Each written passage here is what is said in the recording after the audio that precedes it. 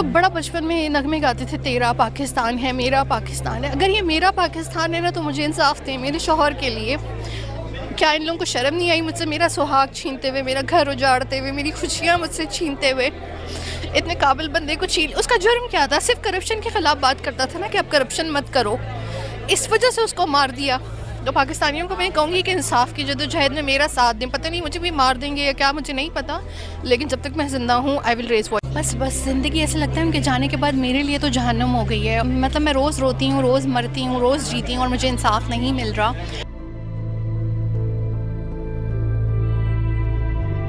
और किसी की यहाँ पर कोई विल ही नहीं है मुझे इंसाफ दिलवाने के लिए। मैं अकेले धक्के खा रही हूँ। तो क्या समझती हैं, क्या उस कौन तक हाथ चला जाएगा? नहीं,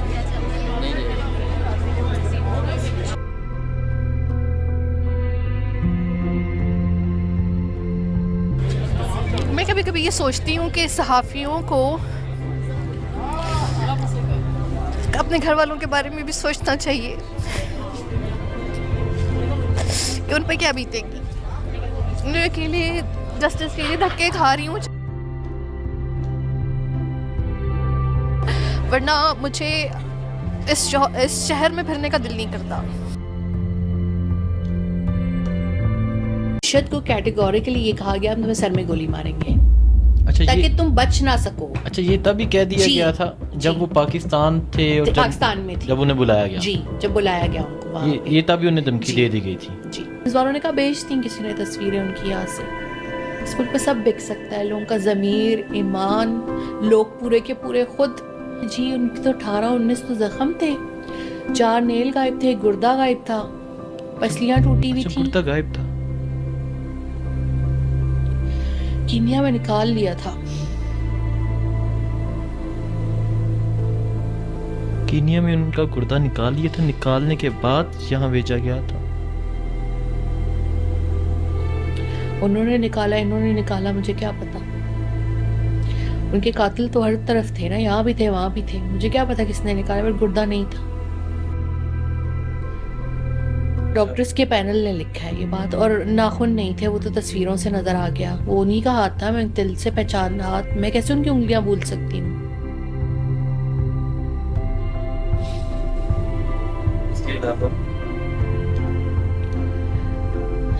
सर पे गोली का निशान था, एक बोन मिसिंग थी स्कल की,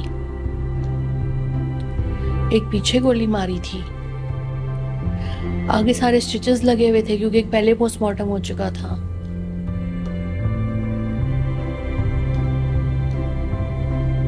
कभी कभी मैं कहती हूँ कि एक ऐसा सिस्टम होना चाहिए था कि बीवी शौहर से पहले मर जाती होती।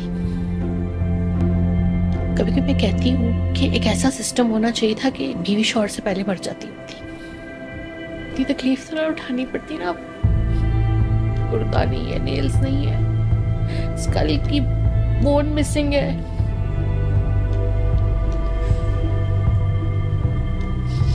ये सब कुछ बीतता और बीत रहा है मुझ पे। क्या आप मुझे टिश्यू पास करेंगे?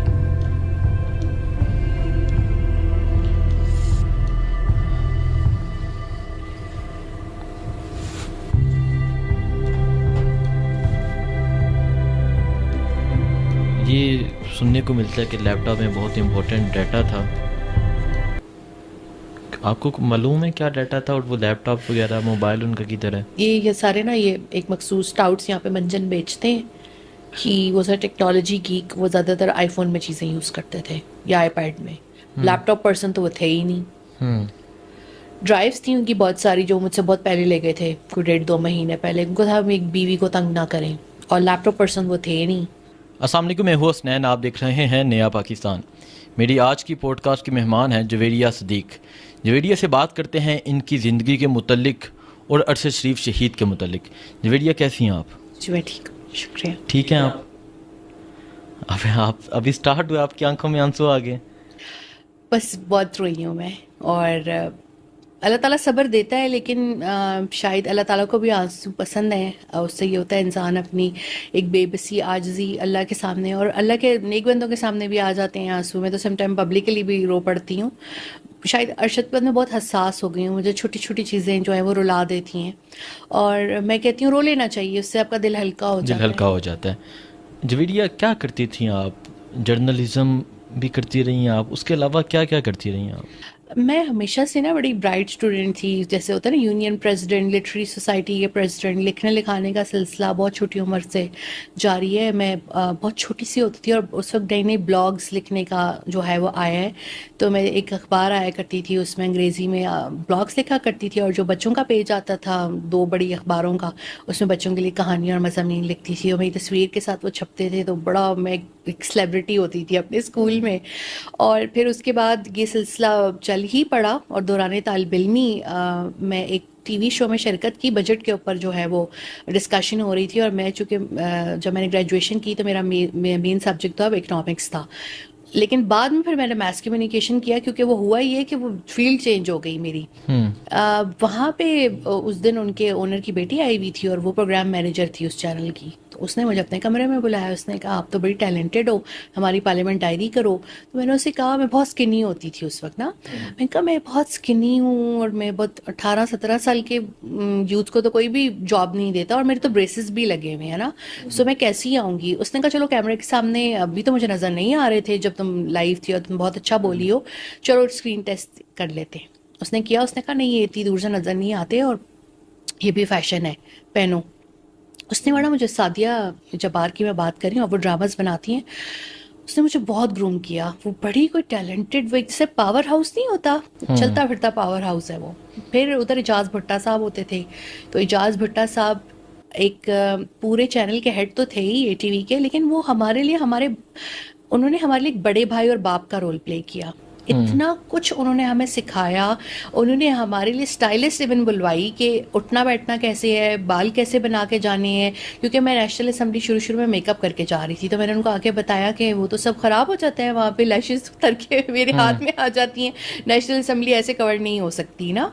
और मेरे हमेशा शुरू से बहुत लंबे बाल रहे हैं कमर तक, तो मैं उस वक्त बिल्कुल दुपट्टा शुपट्टा नहीं लेती थी, गले में ज़रूर लेती थी, वो तो अम्मी कहती नहीं कंपलसरी है। तो मैंने कहा ये इतने बड़े बड़े दुपट्टे मुझसे संभाले नहीं जाते, यहाँ कुछ और ड्रेसिंग होती है और यहाँ का मेकअप भी कुछ और है। तो उन्होंने हमें सबको ग्रूमिंग कोर्सेज कराए, स्टाइलिंग करवाई। तो फिर एक टाइम आया कि मैं वहाँ इतनी छोटी सी और सबसे तेज़ होती थी, मुझे हर अरकान असम्बली का नाम, उसका हल्का, उसकी पार्टी वाबस्तगी पता होती थी, और मैंने एक नई चीज़ वहाँ पे मुतारिफ़ करवाई। ये मैं आपको 2009 और 10 की बात बता रही हूँ, जिस वक्त ये बड़े अरसे बाद इस मुल्क में जमहूरियत आई थी, एक आमरीत के दौर के बाद। और मैंने हमेशा उन पार्लियामेंटेरियंस को फोकस किया जिनका कोई इंटरव्यू नहीं लेता था।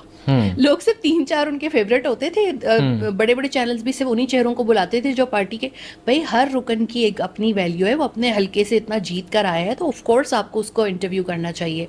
मैं 3 साल तो वही करती रही, और उस चैनल में जितना हम ग्रूम हुए, जितनी हमें आज़ादी थी, जितना हम खुश, नो हरासमेंट, कोई ख़वातीन को तंग करने वाला सिस्टम नहीं, बेटियों की तरह उन लोगों ने हमें रखा।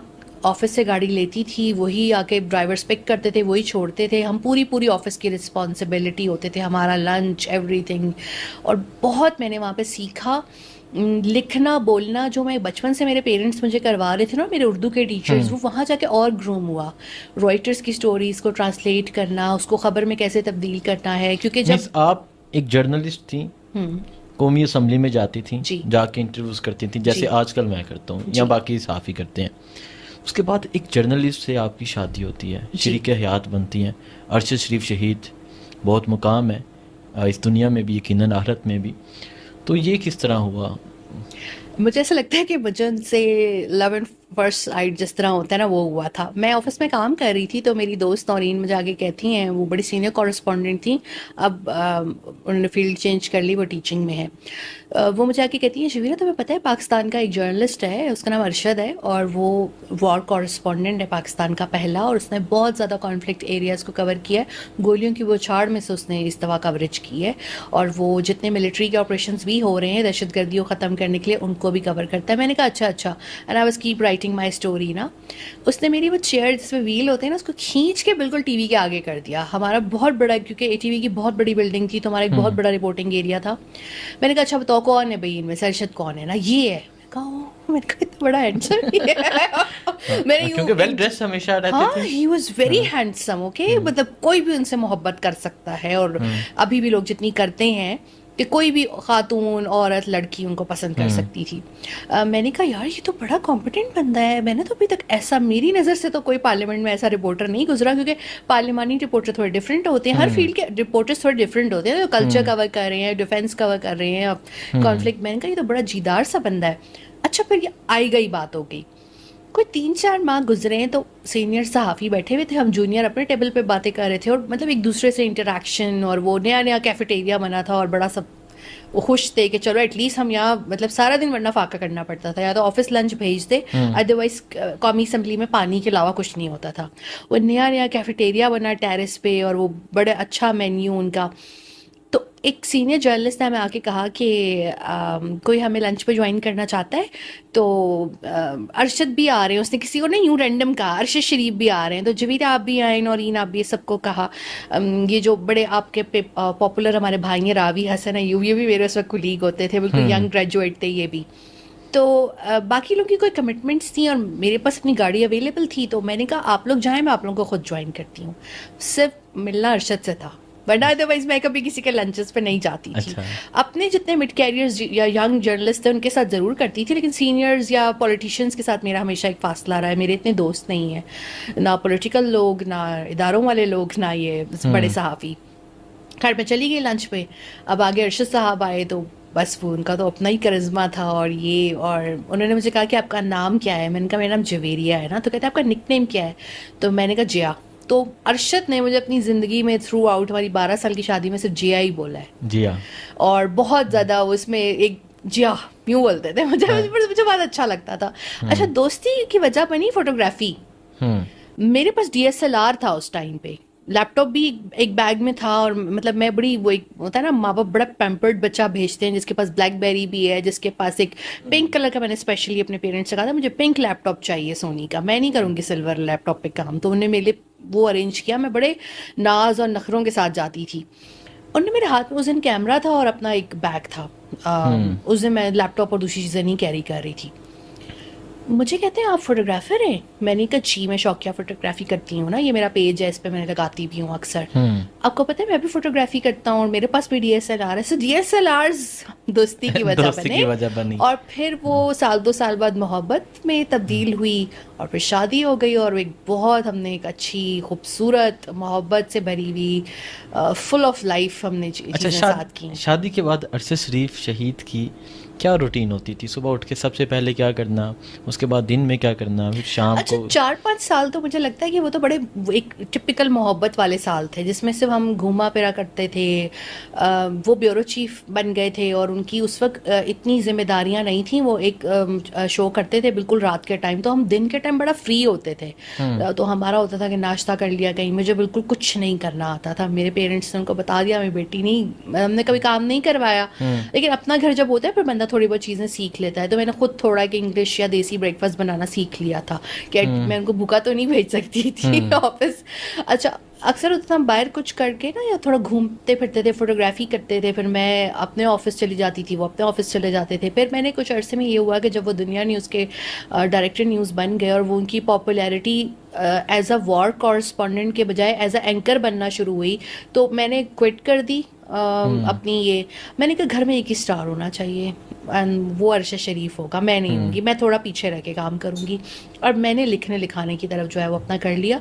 और जब एक नॉर्मल रूटीन बन गई ना, जब वो दी अरशद शरीफ बन चुके थे और बहुत पॉपुलर, और उतने ही वो हम्बल थे, वो घर में एंकर बन के एंटर नहीं होते थे। घर में वो अरशद बन के बिल्कुल खामोशी से हल्के हल्के कदम उठा के, अक्सर मैं ना वो मिस करती हूँ, अभी वो ऊपर आ रहे होंगे अपना बैग उठा के ना, मैं उस रास्ते की तरफ देखती हूँ कि हमारा रूम ऊपर है, तो वो ऊपर जिस तरह आते थे स्लो स्लो, अक्सर मैं उनसे उनके हाथ से वो लैपटॉप और वो पकड़ लेती थी। तो दिन का आगाज़ इस तरह होता था कि वो बहुत जल्दी उठ जाते थे और मैं उठ नहीं रही होती थी, और वो उनकी वो कह रहे होते थे भाई उठ जाओ यार, तुम क्या सोने के लिए दुनिया में आई हो? तो मैं कहती थी अरशद आधे घंटा मुझे और सोना है, मुझे उठाए नहीं, मेरी आंखें तो खुल ही नहीं सकती हैं। मैं बहुत लाइवली, शरारती और फुल ऑफ वो होती थी, शरारतें प्लान करना, क्या क्या करना है, किस तरह तंग करना है किसको, अपनी बहन को या अरशद को या किसको, हंसा देती थी सबको, फन लविंग ना।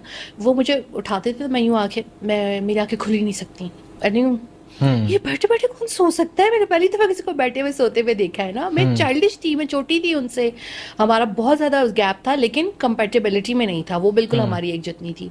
फिर उनको एक बड़ी मजे की चीज मिल गई, वो कहते हैं अगर आंखें नहीं खोली ना और मुझे मेरी मतलब रूटीन की चीजें नहीं देना शुरू की, मैं तुम्हारी अम्मी को कहूंगा मैं भूखा बैठा हूँ, नाश्ता नहीं दे रही, मैं इतना भूखा हाँ मुझे भूख लग रही। अब मेरी अम्मी का बहुत स्पेशल बॉन्ड है अरशद के साथ, क्योंकि मेरी अम्मी का बेटा नहीं था और मेरी अम्मी के दामाद उनके बेटे थे।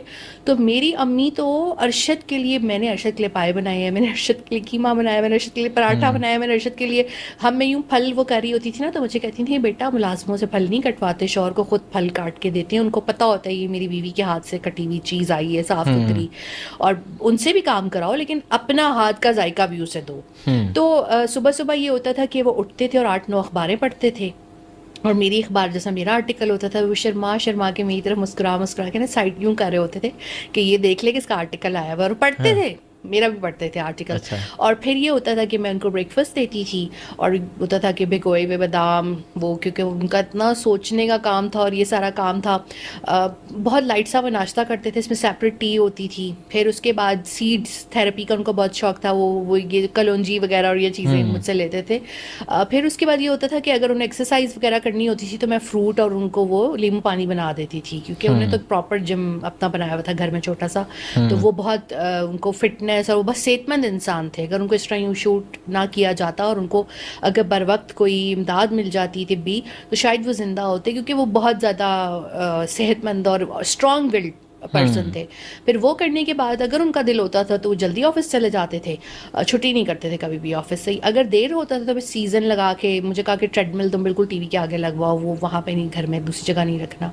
तो बस वो फिर करके मैं बिल्कुल जिस तरह एक ताबेदार किस्म का वो होता है ना मुलाजिम, यूँ कोट उठाया, उनका टाई उठाई, नीचे आके गाड़ी में रखी, गाड़ी स्टार्ट की, एसी चलाया कि उनको गर्मी, उनको बहुत गर्मी लगती थी, वो बिल्कुल टॉलरेट नहीं होती थी उनसे गर्मी, और उनकी वो लैपटॉप वगैरह सब सेट करके, पेन्स एवरीथिंग, अगर उन्होंने दूसरे बाहर वाले जिम जाना है तो उनका जिम वेयर साथ नींबू पानी सब कुछ करके मैं कहती थी now you are ready to go. So वो किंग थे तो, और मैं उनकी क्वीन थी, तो मैंने उनको हमेशा एक किंग की तरह ट्रीट किया। अच्छा मुझे ये बताएं अरशद शरीफ, अब हम रजीम चेंज पे आ जाते हैं। अरशद शरीफ रजीम चेंज की रात इमरान खान के साथ थे, पीएम हाउस में थे, उसके बाद वापस आके उनसे बात हुई कि वहाँ क्या हुआ, किस तरह हुकूमत गई, उन्होंने कुछ बताया आपको? वापस आके क्या बताया उन्होंने जो आपको याद हो? अरशद अपने मुल्क से बहुत मोहब्बत करते थे और अरशद अपने मुल्क को करप्शन फ्री देखना चाहते थे। तो उन्होंने मुझे आके कहा कि जबीरिया तुम्हारा शायद अभी 12-13 साल का तजर्बा है जर्नलिज्म का, लेकिन मैं तुमसे बड़ा हूँ, मेरे तो कम से कम 20-25 साल हो चुके हैं। तो मैंने आज तक खान जितना ईमानदार वज़ीर आज़म इस वज़ीर आज़म हाउस में नहीं देखा कि वो एक पानी की बोतल होती थी तो वो आकर अगर वो उठा लेते थे ना स्टाफ के लोग, तो वो कहते थे नहीं रखो, इसमें भी आधा पानी है। और जिस तरह हम लोग जाते थे तो चाय नॉट लेविश किस्म की साथ जो हाई टी और इस तरह, या पानी, क्योंकि कहते हैं वैसे भी ज़रूरत नहीं, अपने घर से कहा के गए हुए हैं, अपने ऑफिस से भी हमने लंच किया हुआ है, तो अभी क्या जरूरत है कि हम एक्सपेक्ट करें कि वज़ीर आज़म जो है वो हमें खाना खिलाए। तो कहते हैं कि यहाँ पर तो ये सिस्टम था कि कोई आके इस कुर्सी पर बैठता था तो वो सबसे पहले सहाफ़ियों में ओहदे बांटता था, फिर वो बड़े बड़े ज़ोहराने इशाइये देता था और पैसे से लोगों का मुँह बंद कराता था। बट ये एक ऐसा बंदा है कि इसके साथ लोग जो हैं वो खुद आ रहे हैं, इसकी आइडियोलॉजी को फॉलो कर रहे हैं, इस शख्स से मोहब्बत कर रहे हैं। क्यों? क्योंकि वो इसके अंदर एक सच्चाई और एक ईमानदारी देख रहे हैं। हाँ, इनके साथ कुछ ऐसे लोग थे जो कि करप्ट थे, जो ठीक नहीं थे। आपको पता है अरशद ने कितने स्कैंडल्स पीटीआई के भी उस टाइम पर जो है वो किए हैं, और मुझे कितना जो उस वक्त तनकीद का निशाना बनाया गया, मेरे खिलाफ कैंपेन्स भी हुई। वो एक होता है ना कि किसी पार्टी की को करो तो वो उसकी फैमिली को, सहाफ़ी की टारगेट करना शुरू हो जाते हैं। लेकिन इमरान खान ने उन तमाम लोगों को खुद से दूर किया, क्योंकि वो ये जानते थे कि अरशद शरीफ अगर बात कर रहा है तो वो सबूतों के साथ और दस्तावेजात के साथ बात कर रहा है, वो किसी ज़ाती पर ख़ाश नहीं रखता।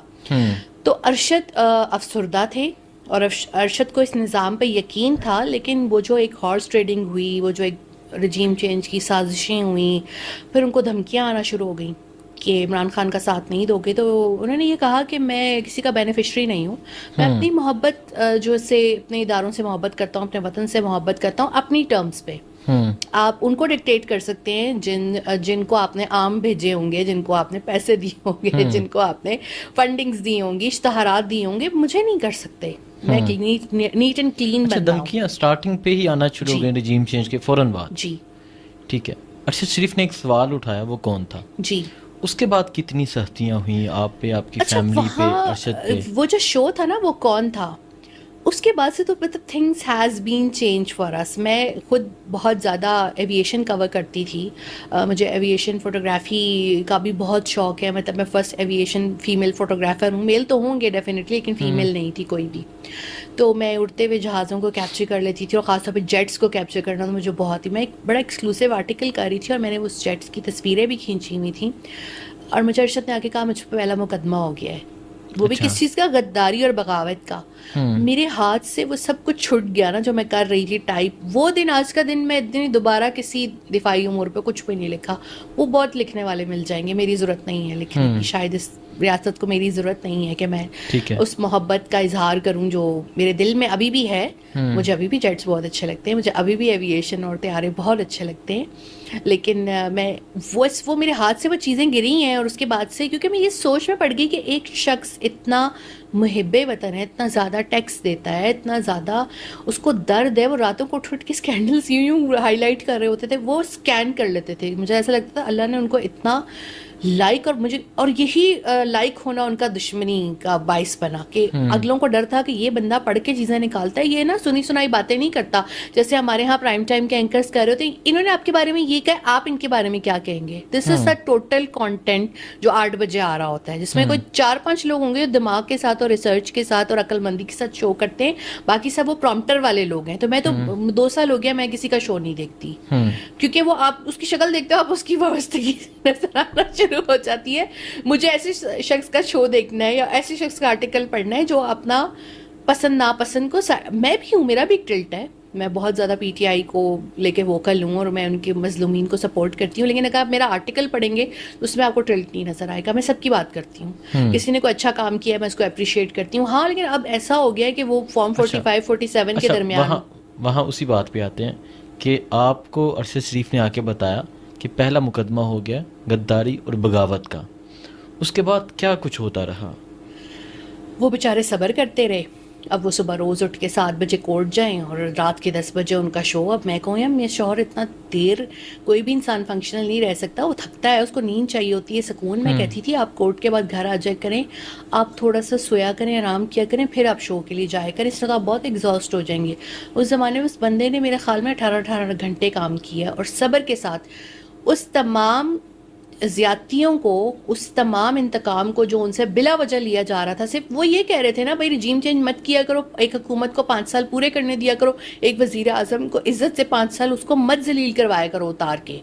चलो जो पहले जलील हुए भी हैं वो अब कोई मेरिट पे हुए होंगे, वो करप्ट लोग थे, उनकी तो करप्शन आलमी तौर पर आई है। लेकिन एक बंदा जिसने कुछ किया ही नहीं और उसके खिलाफ आप वोट ऑफ कॉन्फिडेंस ले आए, लोगों की मंडी लगी हुई थी एक यहाँ पर, जो एक हाउस के अंदर, आपको पता है जो यहाँ पे इशारा सिंध हाउस, हाँ सिंध हाउस में। तो आप सोचें, उसको इस चीज़ का दुख था कि मेरे मुल्क में जमहूरियत को नहीं चलने दिया जाता, मेरे मुल्क में वज़ीर आज़म की कुर्सी को खेल बनाया हुआ है, और एक ऐसा शख्स जिसने कुछ नहीं किया उसके ऊपर आप देखें ना कितने बोगस किस्म के मुकदमे हैं। इस वक्त सारे मुकदमों में उनकी जमानत हो गई है, तो एक घटिया सा इद्दत वाला केस बनाया हुआ है। कोई उनके पास अभी लीक्स, दुबई लीक्स आए हैं, क्या उसमें इमरान खान का नाम था? नहीं था ना। जिन 3 पार्टियों के नाम आते हैं, एक नई पार्टी भी तो एंटर हुई है ना बीच में, पहले तो सिर्फ 2 खानदानों के होते थे, अब एक और पार्टी भी एंटर हुई है जिनके बड़े असासे दिनों में बन रहे हैं, ठीक है। तो अरशद को ये दुख था कि आप लोग रजीम चेंज मत करो, आप जमहूरियत चलने दो, और आपको इमरान खान के साथ ये सब नहीं करना चाहिए। उनको सबसे ज़्यादा दुख जमहूरियत के हवाले से था, ठीक है। तो अब वो उस जो कुछ ज़्यादतियाँ उनके साथ हो रही थी वो उस चीज़ को घर में नहीं लाते थे, और ना वो घर में गुस्सा करते थे, ना वो घर के अंदर चिड़चिड़ापन दिखा रहे थे, वो बहुत सब्र से रह रहे थे। फिर एक दिन उन्होंने मुझे आके बताया कि आज मुझे फ़लाँ इदारे के दफ्तर में बुलाया हुआ है और मैं जा रहा हूँ, तो ज़रा फ़ोन वोन ऑफ होंगे, परेशान ना होना। मैंने कहा मत जाओ ना, आप वहाँ कुछ खाना नहीं, आपको स्लो पॉइजन ना कर दें। वो बीवी होती है ना, उसको 100 तरह के खदशे आ रहे हैं, नहीं मैं जाऊँगा। वो वापस आए तो उन्होंने कहा कि इन लोगों ने मुझे जो धमकाया है, यही बात उन्होंने अपनी वालदा को भी बताई, जो उन्होंने फिर लेटर में लिखी, जो अरशद की वालदा है रिफत आरा अलवी। अब अरशद ने कहा कि मुझे ये कहा गया है कि रजीम चेंज की मुखालफत ना करो, नई हुकूमत को सपोर्ट करो, और इमरान खान को तो बिल्कुल मतलब नहीं करना, पीटीआई को, इनको हम खुद देख लेंगे। तो अरशद ने कहा कि मैं तो वो करूँगा जो मेरा ज़मीर कहता है, और मेरा ज़मीर ये कहता है कि इस मुल्क में जमहूरियत होनी चाहिए। इस मुल्क का उस वक्त का जो कानूनी वज़ीर आज़म था वो इमरान खान था। बाद में इलेक्शन अगर मैं उनको लड़ने दिया जाता तो अभी भी वही वज़ीर आज़म होते, लेकिन धांधली हो गई। अब अरशद को कैटेगोरिकली ये कहा गया हम तुम्हें सर में गोली मारेंगे, अच्छा ताकि तुम बच ना सको। अच्छा, ये तभी कह दिया जी, गया था जब जी। वो पाकिस्तान थे और पाकिस्तान में थे, जब उन्हें बुलाया गया। जी, जब बुलाया गया उनको वहाँ पे। ये तभी उन्हें धमकी जी। दे दी गई थी। जी। उसके बाद ऐसे क्या हालात पैदा हुए कि अरशद शरीफ पाकिस्तान छोड़कर गए? ये तो मुझे भी आज तक बात समझ नहीं आती, क्योंकि अगर अरशद शरीफ ने पाकिस्तान छोड़ना होता ना तो वो सबसे पहले अपनी फैमिली को निकालते और फिर वो खुद जाते। तो हमारा ऐसा कोई प्लान था ही नहीं। मेरा तो पासपोर्ट भी एक्सपायर था उस टाइम पे। इवन अरशद के पासपोर्ट पे कोई स्टैंप नहीं था। अगर उनके जहन में ये बात होती कि मैंने इसी मुल्क में अगर नहीं रहना तो वो डेफिनेटली इसके लिए कुछ करते ना, अपनी फैमिली के लिए कोई घर ले लेते, छोटा अपार्टमेंट ले लेते। हमको इतने वो तो है नहीं, आपको पता है वो वाले नवाजने वाले जो सहाफ़ी हैं वो तो हम है नहीं। एक तो हम अपार्टमेंट तो उधर अपने है, हाँ, उधर एक उधर तो है। हमारी तो कोई एहसास बाहर नहीं है। लेकिन अगर ये करना होता तो वो ये करते अपनी उस पैसे से जो कि उन्होंने कानूनी तरीके से इस मुल्क में कमाया और उस पर लाखों रुपए टैक्स भी दिया। उनका ऐसा कोई इरादा नहीं था। वो घर से सुबह निकले, एक नॉर्मल दिन का आगाज़ था। मैं मैं क्वारंटीन से उठी थी तो मुझसे सीढ़ियाँ नहीं चढ़ी जाती थी और मुझे बहुत सांस में तकलीफ़ थी और मैं बहुत शदीद अलील थी। मैं ज़्यादा बिस्तर पे होती थी। मेरे जुलाई के मेरे क्वारंटीन में मैंने 15 दिन तो उनको नहीं आने दिया। मुझे था इनको ना मुझे था कहीं इनको ना लग जाए ना। वो फिर भी क्वारंटीन तोड़ के बीच में आते रहे कि मेरी खैरियत मालूम करते रहे। मेरी सालगिरह थी, सालगिरह मनाई, मुझे तोहफे दिए और फूल दिए और इस तरह। उस सब के दौरान जब एक शख्स पे 16 FIR हो चुकी थी, उसको ये ख्याल था कि मेरी बीवी अलील है, उसको दवाइयों की ज़रूरत ना हो, उसे पैसों की ज़रूरत ना हो, उसे फूल मिलने चाहिए, उसको तोहफे मिलने चाहिए, कि उसकी सालगिरह बीच में आके गुजर के चली गई, वो मना नहीं सकी। ईद भी थी ना, मैं ईद भी नहीं मना सकी थी। तो छोटी छोटी अपनी घर वालों की तमाम चीज़ों का भी ख्याल रखते थे। अब मुंह से कुछ ना बोलें, लेकिन मैं क्या चेहरा नहीं पढ़ सकती थी कि वो कितनी तकलीफ़, कितनी परेशानी में सब्र कर रहे थे। वो एकदम से सुबह के टाइम घर से निकल रहे थे, पलटे और मुझे एकदम से उन्होंने गले लगाया कस के। मुझे बहुत हैरत हुई। मैंने कहा अरशद, इस तरह तो आपने मुझे कभी भी गले नहीं लगाया जाते हुए ना, क्योंकि वो तैयार होते थे और मेरा अक्सर होता था कि मेरे मेकअप या लिपस्टिक होती थी तो वो डर होता है ना वाइट शर्ट पे ना लग जाए कहीं हक करते हुए। अपना ख्याल रखो, अच्छा स्टेयर्स ना उतरो, वो रख देंगे हेल्पर्स, तुम ना आओ। मैं क्योंकि खुद उनको बिठाती थी ना गाड़ी में, सब कुछ करना, सी ऑफ करना और फिर वापस आती थी कमरे में। उन्होंने कहा तुम्हें बहुत तबीयत ख़राब है तो तुम सामान वामान मैं उठा लूँगा, बाकी हेल्पर शेल्पर गेट खोल देंगे, तुम्हें कोई ज़रूरत नहीं आने की, ऊपर से देख लो। क्योंकि मैं एंड तक देखती रहती, जब तक गली मोड़ नहीं जाते थे ना मैं देखती रहती थी। तो कहते ऊपर से देख लो। मैं कहा अच्छा ठीक है। मैं चली गई और ऐसा कोई बात डिस्कस ही नहीं हुई कि मैंने अभी मैं रात को मुल्क छोड़ जाऊँगा। एयरपोर्ट पे जाके मुझे कहते हैं कि मेरे चैनल के प्रेसिडेंट को गिरफ्तार कर लिया है तो मुझे मुल्क छोड़ के जाना पड़ रहा है, तुम परेशान ना होना। एयरपोर्ट पे जाके उन्होंने आपको कॉल की? जी, जहाज़ के अंदर से बैठ चुके थे। अच्छा, जहाज़ के अंदर बैठ चुके थे। क्या बात की उन्होंने? अब वही आपको बता रही हूँ ना कि उन्होंने कहा कि मुझे मुल्क छोड़ के जाना पड़ रहा है और मैं अचानक से निकला हूँ, मैंने शो भी नहीं किया आज। मैं भी हैरान हो रही थी ना, शो क्यों नहीं आ रहा, और मैं निकल गया हूँ तो मैं अभी इसमें बैठा हुआ हूँ, तो मैं तुम्हें फ़ोन कर रहा हूँ, जैसी तुम्हारी तबीयत ठीक हो, तुम्हें बेटर फील हो, सांस लेने में तकलीफ़ कम हो जाए और चलने फिरने के काबिल हो जाओ, और सबसे पहले जाकर अपना पासपोर्ट रीन्यू कराओ, वो किसी तरीके से भी चली जाओ ना, बस हिम्मत करके कि थोड़ी बैठी रहना और क्यों का इंतज़ार, क्योंकि हम कभी भी वो VIP कल्चर के आदी नहीं थे, हम नॉर्मल जगहों पे अपने काम करते थे, हम किसी की वो नहीं लेते थे। तो तुम मेरे पास आ जाना, परेशान ना होना, ठीक है, ये उन्होंने मुझे कहा और ही लेफ्ट। अच्छा, मैं बहुत देर ऑब्जॉर्व करती रही कि मेरे हस्बैंड का तो प्लान ही नहीं था, वाई ही लेफ्ट, आखिर किसने ऐसा कुछ क्या कहा उनको कि उन्हें जाना पड़ा। लेकिन जब मैंने अमाद भाई को हथकड़ियों में देखा और फिर 3 दिन तो वो गायब रहे थे ना, उनके घर में बहुत तोड़ फोड़ हुई और इस तरह उनके घर वाले बहुत हरासा हुए, और फिर वो उनको जब मैंने हथकड़ी में देखा मुझे बड़ी तकलीफ हुई कि एक शख्स सहाफत कर रहा है, उसका क्या जुर्म है, उसने कुछ भी नहीं किया। वो जो आपको याद होगा शहबाज गिल वाले इंटरव्यू के बाद ये सब शुरू हुआ था ना। अच्छा, फिर अरशद वहाँ गए तो वहाँ भी वो रेस्टलेस।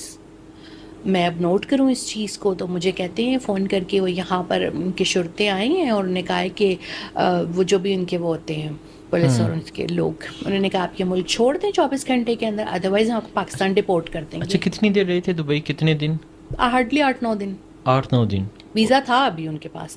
जब दोबारा अप्लाई किया उन्होंने कीनिया से तो वो रिजेक्ट कर दिया दुबई की गवर्नमेंट। और ये दुबई की गवर्नमेंट की ये सफाकी नेग्लिजेंस मैं कभी ज़िंदगी में नहीं भूलूंगी। अच्छा, उन्हें पुलिस उनके पास पहुंचती है? जी उन्हें कहते हैं कि हम आपको रिपोर्ट कर देंगे, जी, आपके मुल्क का हम पे प्रेशर है, आपके मुल्क का हम पे इन्हें वापस प्रेशर है। भेजो। तो ये हमारी टूरिस्ट डेस्टिनेशन है, हम यहाँ पे ये चीज़ें नहीं करते, तो आप प्लीज़ यहाँ से चले जाएं क्योंकि आपके मुल्क की तरफ से ये आ रहे हैं, हम आपको वापस नहीं भेज रहे, आप यहाँ से चले जाएं, कोई और फ्लाइट लेके किसी और मुल्क पे चले जाएं।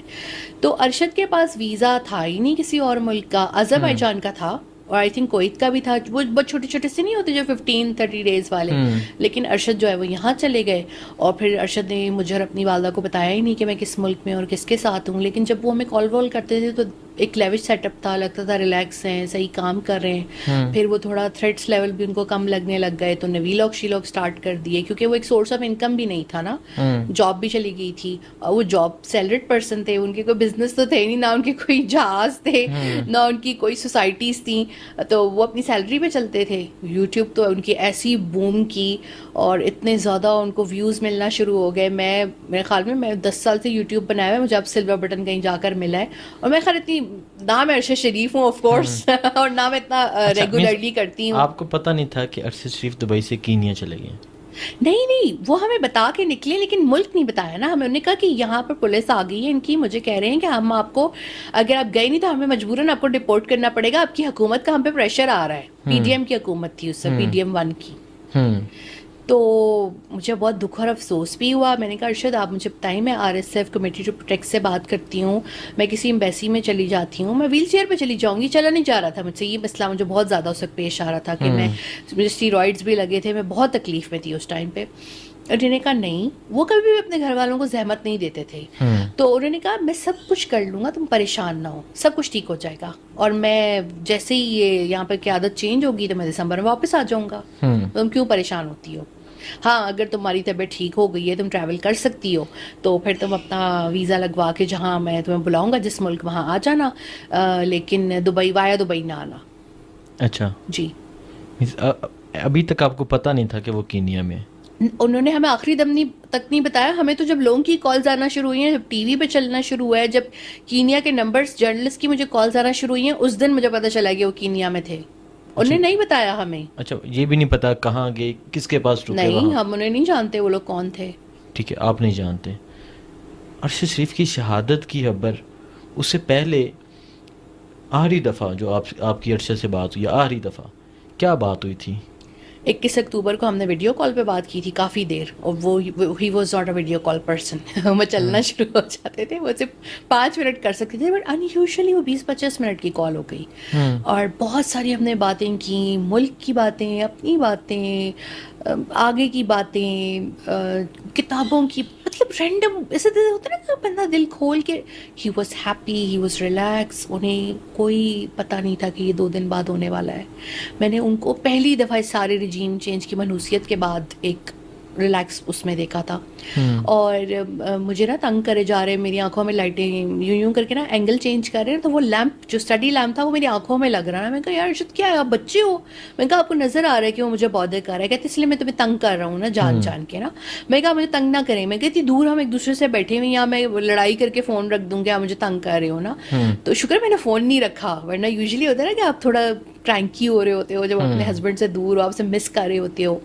उनकी आंखों में इतनी मोहब्बत थी मेरे लिए, इतना सुकून था और इतनी रिलैक्स थे वो कि सब कुछ इस मुल्क पे ठीक हो जाएगा दिसंबर के बाद। और ये वो 2 उनकी गलतियां हैं ज़िंदगी की, एक अदलिया पे एतमाद करना कि वो मुझे इंसाफ दे देंगे, और एक ये कि दिसंबर के बाद सब चेंज हो जाएगा। उन्होंने मुझे यहाँ तक बताया था कि नई क़यादत कौन सी आ रही है। वो इतने बाखबर सहाफ़ी थे और ये सारी बातें करते रहे, ये इस तरह है, तुम देखना अभी लॉन्ग मार्च शुरू होगा तो it will be very successful. उन्हें ये नहीं पता था कि वो दुनिया में नहीं होंगे उस टाइम पे। और बहुत ज़्यादा वो इमरान खान से एक मोहब्बत, अकीदत, यूजुअली मैंने उनको किसी पॉलिटिशियन के लिए इतना वो नहीं देखा अरशद को। अरशद वॉज अ वेरी, वो नहीं होता बहुत ज़रा दूर रहने वाले लोगों में से, बट उनका एक लास्ट ईयर उनके साथ एक बहुत स्पेशल बॉन्ड था। तब वो डिसअपॉइंट नहीं थे, तब हैप्पी थे। मैं आपको बता रही हूँ 21 की कॉल में मैंने उन्हें पूरे इस रजीम चेंज की जलालत, मनहूसियत, बर्बरियत, फिरौनियत जो हमारे साथ हुई है, sorry for my this language, सब टाइम बंदे को गुस्सा आ जाता है।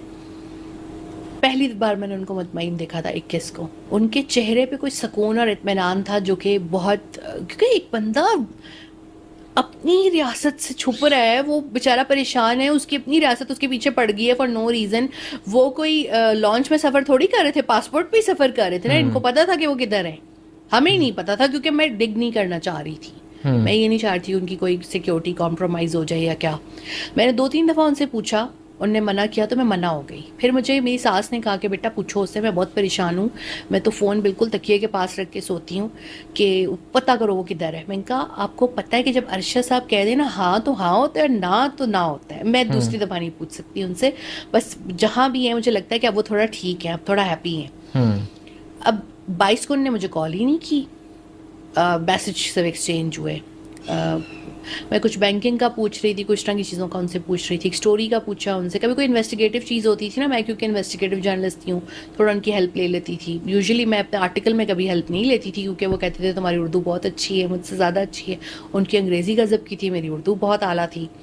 तो मुझे कहते हैं तुम ऐसे टॉपिक्स ना छेड़ना कि तुम्हें तंग किया जाए पीछे से, तुम बस कूल टॉपिक्स, कोई सियाहत वाले, कोई रंगी चीज़ों पे रहो, फिलहाल ना इनको छेड़ो, इनको क्रिटिसाइज मत करो, और इतना ट्विटर भी यूज़ नहीं करो क्योंकि तुम बीमार भी बहुत हो ना। अच्छा, अब हुआ क्या कि 23 शुरू हो गया ना, अब मैं तो इस तरह बंदा रोने वाला नहीं हो जाता, कॉल नहीं गई, आंखों में आंसू, परेशानी, बहन से लड़ाई कर ली, फिर अपोलोजाइज किया, खाना खाते हुए रो रही, आंसू साफ कर रही हूँ, नेवाला खा रही हूँ, आंसू साफ। मेरी बहन कहती है व्हाट हैपेंड टू यू। मैंने कहा सॉरी, मैंने तुमसे भी लड़ाई की ना। कहती है मिसिंग अरशद ना। मैंने कहा हाँ शायद। मैंने कहा पता नहीं मेरे हार्ट को कुछ हो रहा है, कोविड का कोई सिम्टम है, मेरे बार बार पंप हो रहा है, एकदम से मेरा हार्ट यूँ हो रहा था। मैं कहा पता नहीं, और मैं रोए जाऊँ, ठीक है। फिर मैंने कहा कि नहीं मैं ना नहा लेती हूँ, और टाइम था 9-10 बज रहे थे। मैंने कहा कि मैं फिर ना अरशद को मैंने मैसेज किया, उससे पहले जो 2-3 मैंने मैसेज किया उन्होंने जवाब दिया, लेकिन वो जो मैंने मैसेज किया ना, अच्छा मैं शॉवर लेके आपको बाद में ज़रा मैसेज करती हूँ, मैं अनवेल सा फील कर रही हूँ, मैं रेस्टलेस हूँ, मैंने उनको कहा। मैं गई हूँ, मैंने शॉवर लिया, मैं बाहर आई हूँ, मैंने अपने फ़ोन्स नहीं देखे, अपने गैजेट्स ना। मैं लाइब्रेरी में जाके बैठ गई, किताबें पढ़ती रही, कुछ नोट्स अपने लिखे। मैं वापस आई हूँ तो मैंने कहा कि अर्शद ने कॉल ही नहीं की। मैं फिर, मुझे बड़ा हैरत हुई, ऐसे कैसे कि मुझे कॉल ना करे, तो रोज़ कॉल करते थे मुझे। तब तक ये सब कुछ हो चुका था उस 1-1.5 घंटे में, जिसमें मैं रो रही थी और जिसमें मुझे वो पता नहीं वल्लाह की तरफ से होता है ना, बहुत तकलीफ़ मेरे दिल को हो रही थी। मुझे लग रहा था पता नहीं शायद मुझे कोई एंजाइना या कोई हार्ट की बीमारी हो गई है कोविड के बाद, इस तरह की फीलिंग आ रही थी, नोज़िया, ट्राइंग स्पेल और इस तरह। मैंने इनको मैसेज किए, वो डिलीवर ही नहीं हुए। मैंने कहा फ़ोन बंद है, वो भी मुझे बहुत बड़ी झटका लगा ना। उसके बाद मुझे लोगों की कॉल्स आना शुरू हो गई 1:30 बजे के करीब, मैसेज कॉल। मैं यूजुअली अपने फ़ोन म्यूट रखती हूँ और मैं बिल्कुल बात नहीं करती रात के टाइम किसी से भी। उनके प्रोड्यूसर की कॉल आई, एसोसिएट की, तो मैंने कहा मुझे बड़ा, और कहते हैं अरशद साहब का एक्सीडेंट हो गया है, तो वो ज़ख्मी हैं, उनको हॉस्पिटल लेके जा रहे हैं। तो मैंने कहा मैं आपको बता दूँ। मैंने कहा इतना हाइटेड टॉल बंदा, ग्रेसफुल, हसीन, खुश लिबास, इतना अल्लाह ताला ने उसको अच्छा स्ट्रांगली बिल्ड बंदा था ना। मैंने कहा कुछ भी नहीं हुआ होगा, ही विल सर्वाइव। ये तो पता ही नहीं था ना कि सर में गोली मारी है या उनकी शहादत हो चुकी है या क्या। लोग इतने जालिम होते हैं, इतने नीच होते हैं, इतने गिरे हुए होते हैं कि मुझे वो तस्वीरें भेज के पूछ रहे थे ये अरशद है। Then I come to know, मैं तो उसका एक हाथ का तिल दूर से पहचान लूँ तो मुझे क्या नजर नहीं आएगा कि वो मेरा शौहर है। फिर मुझे पता चल गया, फिर यहाँ घर में काफ़ी लोग आ गए, उन्होंने बताया, फिर बिल्कुल कंफर्म हो गया। 5-6 बजे ने अपनी बहन से कहा कि आप ये ना ज़रा ट्वीट कर दो लिख के, मुझसे लिखा बोला नहीं जा रहा था उस टाइम पे। और बहुत ज़्यादा वो जिस तरह होता है ना, आप जिस तरह आप बेहोश हो रहे होते हो और दोबारा नॉर्मल हो रहे होते हो, इस तरह की फीलिंग आ रही थी। वो तस्वीरें देखने के बाद, जो गाड़ी में उनकी तस्वीरें हैं, उसके बाद मुझे यकीन हुआ कि ही इज़ नो मोर। रात को आपको पता चल गया कि इज़ नो मोर? जी, यहाँ 24 तारीख शुरू हो चुकी थी, लेकिन उनको कत्ल 23 को किया गया था। हमें 24 को पता चला, 24 की मतलब सुबह रात का जो एक दरमियानी टाइम होता है ना, उस टाइम पे।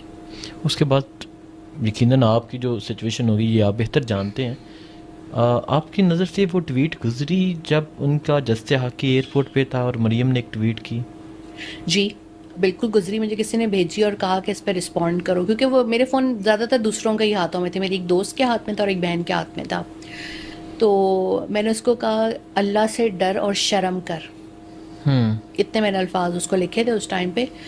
और पूरा दिन उसने वो रखा अपनी रऊनत तकब्बुर में, और जो भी उसके वो होंगे, मुझे नहीं पता था कि वो इतनी शैलो है।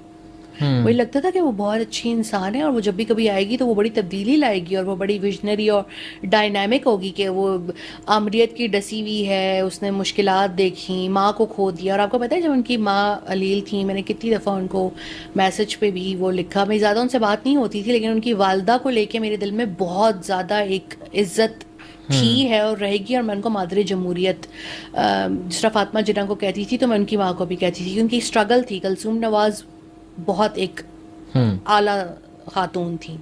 बचपन में मेरी 2-3 दफ़ा उनसे मुलाकातें हुई, उसके बाद फिर कभी हम नहीं मिले। तो मुझे वो बहुत अच्छी लगती थी। ये जब उसने किया ना, तो बस मैंने कहा कि बस उसके बाद फिर मैंने कभी उसकी किसी चीज़ को ना देखा, पसंद किया या कभी लाइक किया या बात हुई, क्योंकि मुझे पता चल गया कि ये जो नेपो किड्स होते हैं ना, नेपोटिज्म वाले, और ये जो मौरूसी सियासत में आते हैं, ये बहुत शैलो होते हैं। इनके अंदर कोई गहराई या अपना विजन नहीं होता। इन्हें सब कुछ तो स्ट्रगल तो करनी नहीं पड़ी होती, सब कुछ माँ बाप की बदौलत मिल जाता है, तो वो बस वो रूल करने पर यकीन रखते हैं, तो उनका कोई विजन वो नहीं होता है सच। ठीक है, जैसे आके पहुँचते एयरपोर्ट पे और फिर पाकिस्तान की कौम एयरपोर्ट पे पहुंचती है, इस्तकबाल करती है, क्योंकि मैं वहाँ मौजूद था जिस तरह फूल फेंके गए। तो आपने अरशद को जब उसके बाद देखा तो क्या बात, यकीन कोई बात की होगी, देख के क्या फीलिंग्स थी आपकी? उस टाइम पे हमें बड़ी सियासतें चल रही थी और एक प्लान बनाया गया कि जवेरिया को जलील करना है, बहुत ज़्यादा इसको तंग करना है, क्योंकि एक तो मैं उसकी लाडली बहुत थी और फिर मैं खुद एज अ मेरी एक सहाफ़त में शनाख्त थी और मैं बहुत ज़्यादा ह्यूमन राइट्स को लेके वोकल थी। तो एक प्लान बनाया गया कि इसको जलील करना है, इसको मिलने नहीं देना और इसको तड़पाना है और इसको तंग करना है। उस प्लान को एग्जीक्यूट करने वाले यहाँ खड़े होके मेरी दोस्तों को बोल रहे थे, सहेलियों को। मेरी ज़्यादा ख़वातीन दोस्तें हैं, मेरे मर्द दोस्त नहीं हैं। तो इसको इंजेक्शन लगा के सुला दें 2-3 दिन के लिए। 2-3 दिन के लिए कोई भी नहीं सो सकता। आप उनसे मारना चाहते हैं 2-3 दिन का इंजेक्शन देके, आप एक टेम्परेरी टाइम पीरियड के लिए किसी को सुला सकते हैं, बट आप उससे 2-3 दिन के लिए नहीं सुला सकते। तो मेरी दोस्त है, उसने आके कहा कि तुम्हें कोई भी कुछ दे ना खाने के लिए, पीने के लिए, तुमने लेना नहीं है उससे। उसने फिर उनको थोड़ा सा वहाँ से, उसने कहा ऊपर मर्द नहीं आएंगे, अब उसका इद्दत का टाइम शुरू हो रहा है, तो अब यहाँ पर जो है मर्द यहाँ से निकलें।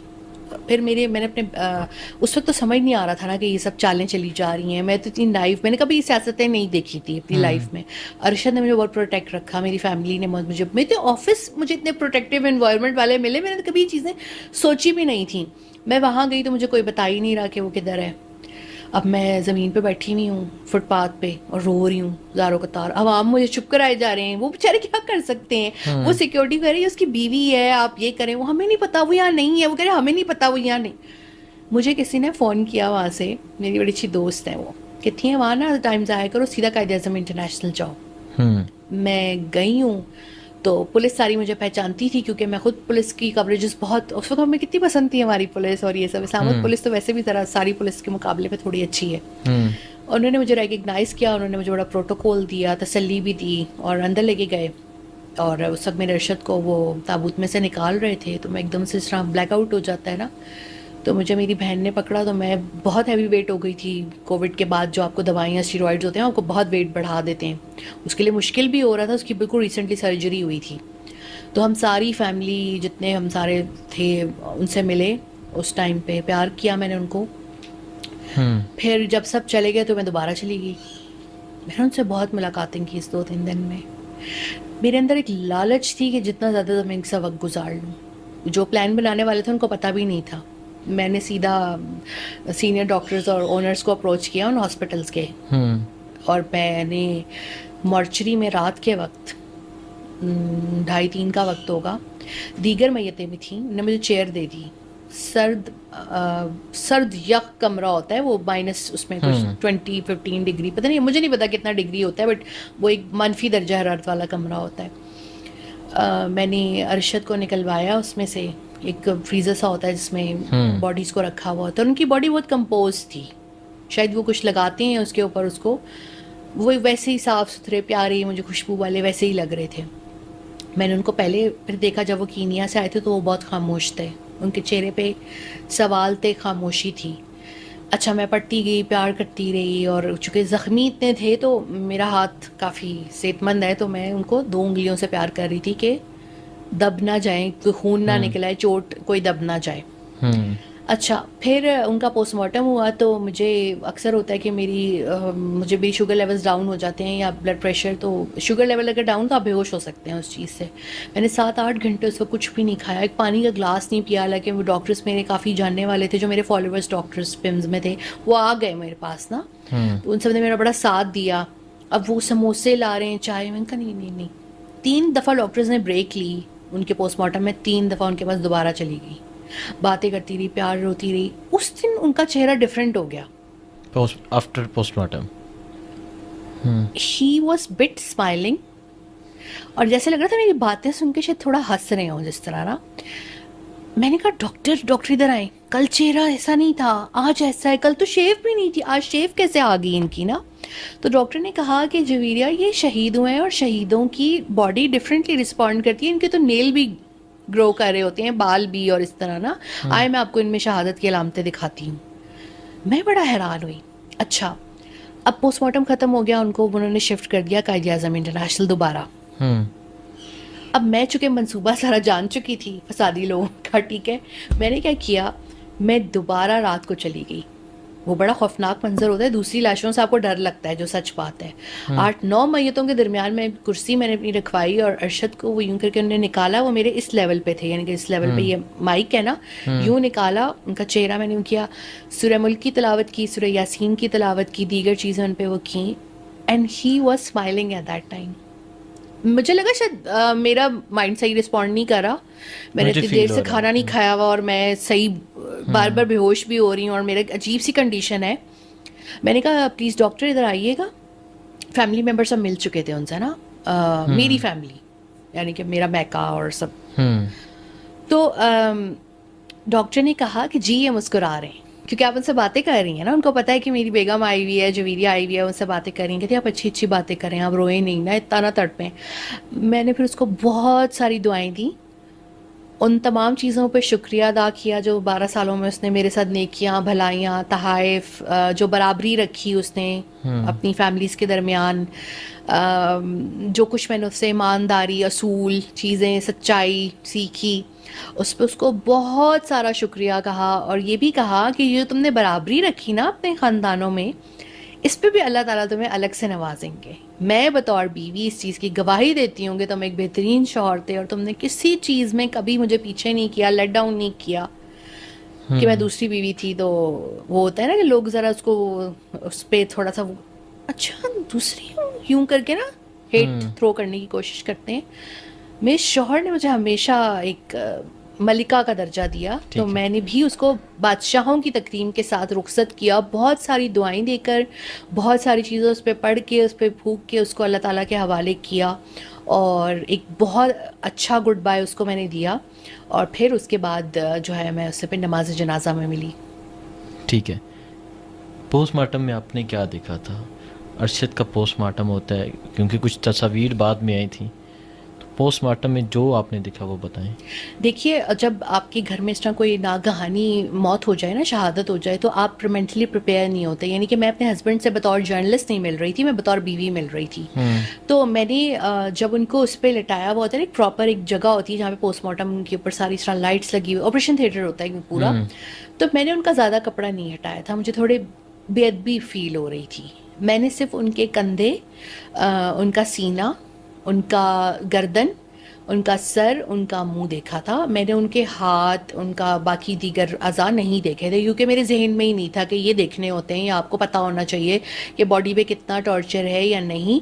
तो ऊपर ब्रूजेस थे थोड़े से, बहुत बहुत साफ मैयत थी उनकी, ठीक है। निशान जगह जगह पे थे, लेकिन एक जिस तरह होता है, मैं अंदर मास्क पहन के किसी टाइम पे भी नहीं गई, ना मैंने मास्क पहना, ना ग्लव्स पहने, ना मैंने कोई शू कवर पहने। मैंने कहा नहीं, I want to feel him. ऐसे तो अगर मैं इतनी चीज़ें पहन के अंदर जाऊंगी तो मैं उसको फील नहीं कर सकती। और उसके साथ से मैंने अपने एक दुपट्टे को यूं जिस तरह वो किया ना, जिस तरह प्यार कर रहे होते, साफ कर रहे होते हो, और उसी दुपट्टे को फिर मैंने एक हिस्से को उसके ऊपर से लम्स वो लिया, और एक मैंने उसकी, जब उसकी कब्र की मिट्टी बिल्कुल उसको दफनाया था, वो लेके वो दुपट्टा आज तक मैंने वैसे ही रखा हुआ है कि इसमें मेरे शौहर का लम्स है। तो बल्कि जब वो आखिरी टाइम था ना, जब बिल्कुल उनको नमाज जनाजा के लिए लेके जा रहे थे जिस टाइम पे, तो उस वक्त इनकी एक लठ बिल्कुल आगे आई हुई थी यूँ करके ना, ट्रेडमार्क जो उनका एक बड़ा वहीद मुराद वाला उनका वो जो स्टाइल था, तो मैंने कहा था मत हटाइए लठ, इसी तरह जाने दें, ये उनका स्टाइल था, वो खुद ही सिल्की सिल्की बाल आ जाते थे। मुझे उस वक्त अंदाज़ा नहीं था कि आपने सारी बॉडी देखनी होती है और आपने एक चीज़ नोट करनी होती है कि डॉक्टर्स आपको गाइड करें। मैं रोए जा रही थी और दुआएं करे जा रही थी और कुरान पढ़े जा रही थी, या उनसे जैसा बच्चों वाली बातें नहीं होती, अरशद उठ जाओ, अरशद बहुत हो गया, मैं ऑफिस नहीं जाना, उठ जाओ, तुम उठ क्यों नहीं रहे, मेरी आवाज़ सुन लो। रैंडम मैं बातें कर रही थी, मुझे उस वक्त ये ख्याल नहीं था कि मुझे एक पूरी उनका एक जांच करनी चाहिए। जी ठीक है।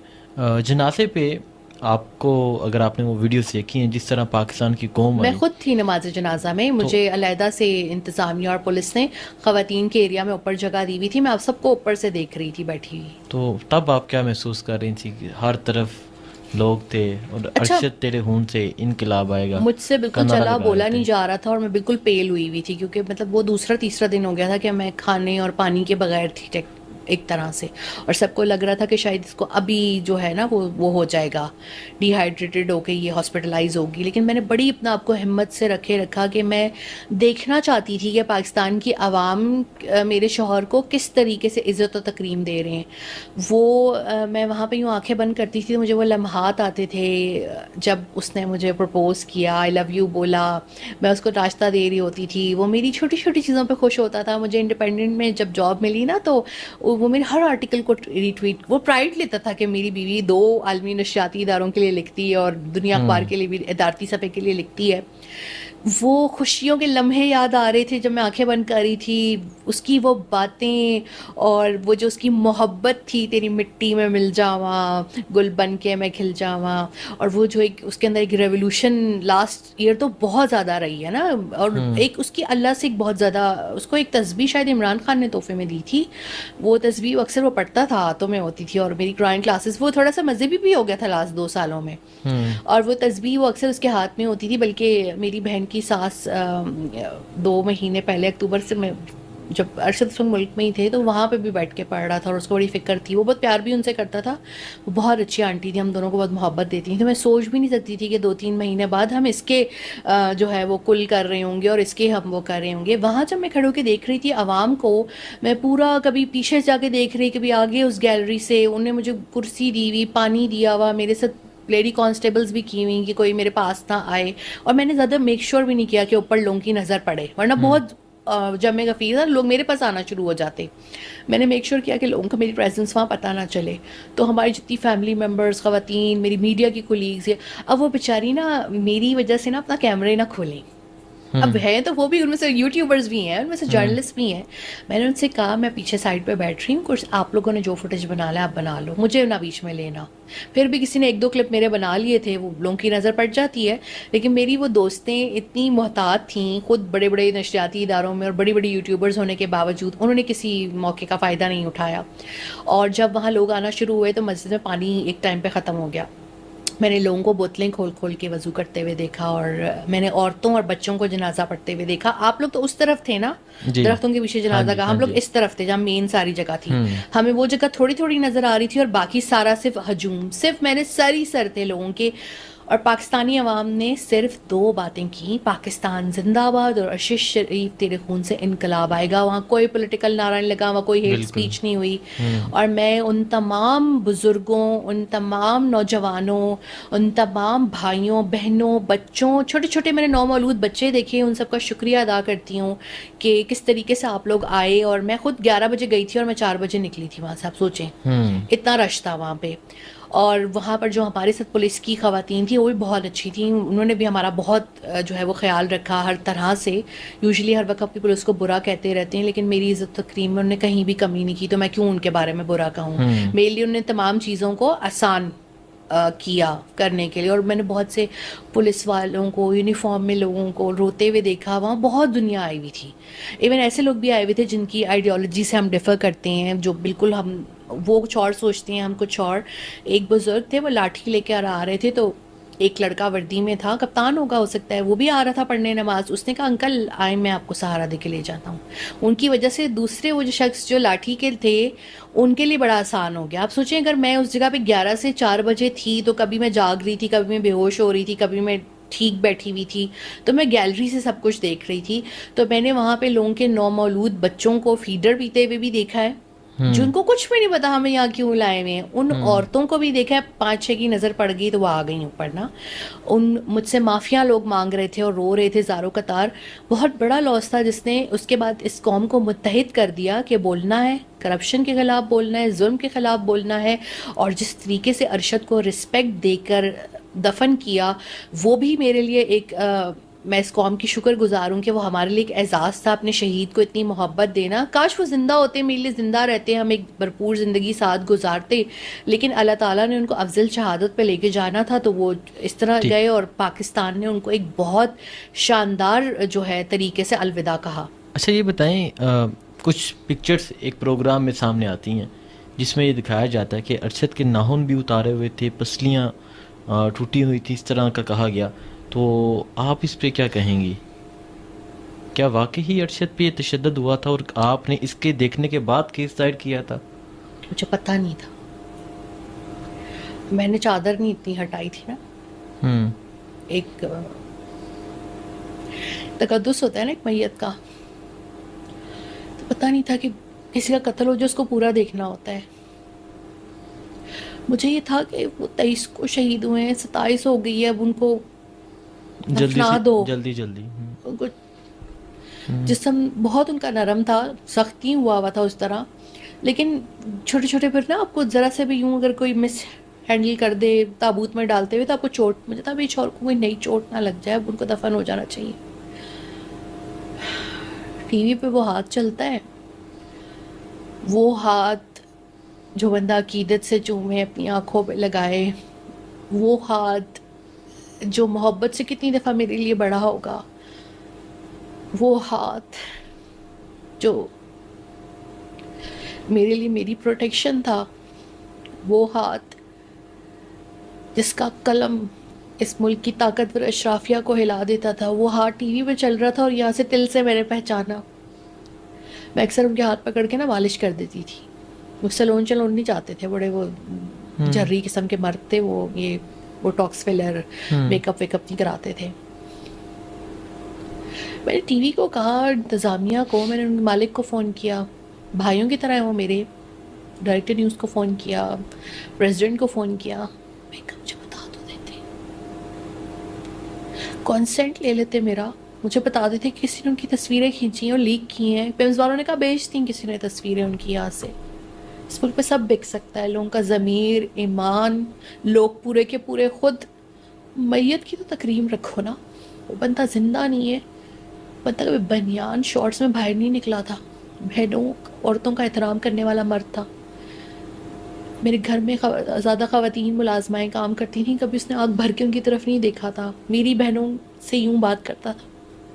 वो बंदा जो कभी किसी पब्लिक पूल में नहाया ना हो, उसने कभी जिम में बनियान और स्लीवलेस ना पहना हो, आप उसकी बॉडी पार्ट दिखा रहे हो। मुझे बहुत सदमा लगा, लेकिन उससे ये पता चला कि उसमें तशद्दुद हुआ है।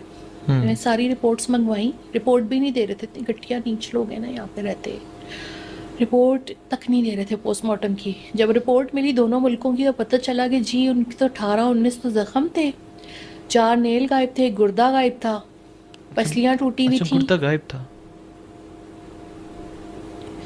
कीनिया में निकाल लिया था। कीनिया में उनका गुर्दा निकाल लिया था, निकालने के बाद यहाँ भेजा गया था।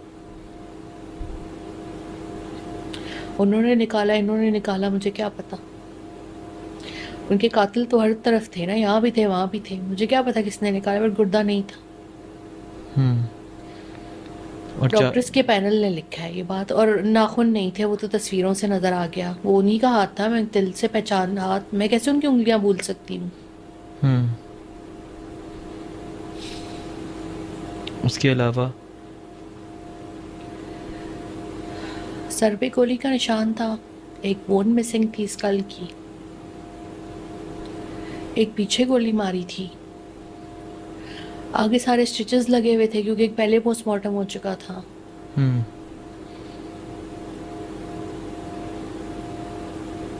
कभी कभी मैं कहती हूँ कि एक ऐसा सिस्टम होना चाहिए था कि बीवी शौहर से पहले मर जाती थी, अल्लाह आपको ज़िंदगी दे, वो ज़्यादा अच्छा ना होता।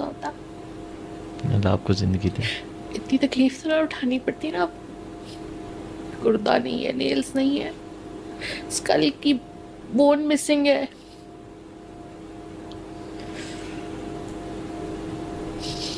ये सब कुछ बीतता और बीत रहा है मुझ पे। क्या आप मुझे टिश्यू पास करेंगे?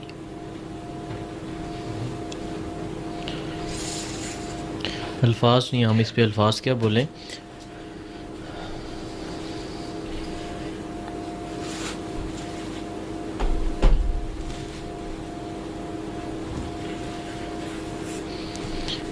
उनका जो लैपटॉप था, जो मोबाइल था, जो सामान था, ये सुनने को मिलता है कि लैपटॉप में बहुत इंपॉर्टेंट डाटा था। आपको मालूम है क्या डाटा था, और वो लैपटॉप वगैरह मोबाइल उनका किधर है? ये सारे ना, ये एक मखसूस टाउट्स यहाँ पे मंजन बेचते हैं कि वो सर टेक्नोलॉजी की, वो ज़्यादातर आईफोन में चीज़ें यूज़ करते थे या आईपैड में। लैपटॉप पर्सन तो वो थे ही नहीं। हम्म। ड्राइव्स थी उनकी बहुत सारी जो मुझसे बहुत पहले ले गए थे, कोई 1.5-2 महीने पहले। उनको था हम एक बीवी को तंग ना करें, और लैपटॉप पर्सन वो थे नहीं। तो ऐसा कुछ भी नहीं था, और कुछ होगा भी तो ऑब्वियसली उन्होंने कहीं ना कहीं उसका कोई बैकअप या ट्रांसफ़र किसी ना किसी को तो दिया ही होगा, लेकिन वो हम लोग नहीं है, फैमिली मेम्बर्स को वो नहीं करते थे कि वो तकलीफ़ में ना आए। तो ये जो मंजन बिकता है ना लैपटॉप वाला, ये मंजन बिकवाया जाता है इनसे। ये लोग जो टाउट्स है ना कि इल्ज़ाम किसी और, मतलब कत्ल किसी और ने किया, इल्ज़ाम हम किसी और पे लगा दें।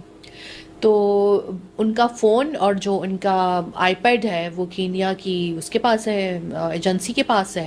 और एक फ़ोन यहाँ पे वापस आ गया था जो कि उनके घर वालों को, आई थिंक उनको वापस किया था JIT ने। वो कोई सैमसंग का एक फ़ोन था, एक्स्ट्रा कोई फ़ोन। बट जो मेन गैजेट्स हैं वो दोनों कीनिया में ही हैं।